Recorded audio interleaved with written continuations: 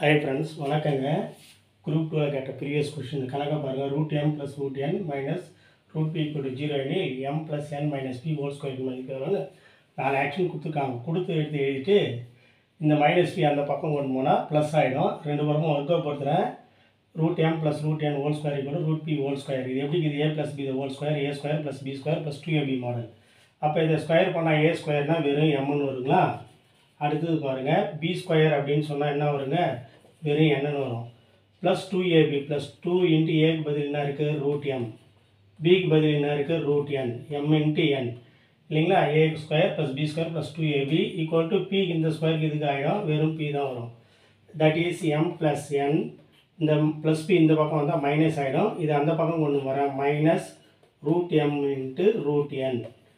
நமக்கு கேட்டுக்கிட்டு M plus N minus P whole square தான் கேட்டாங்க. அப்போ இருபுறமும் மறுபடியும் வர்க்கப்படுத்துகிறேன், ஸ்கொயர் பண்ணுறேன்.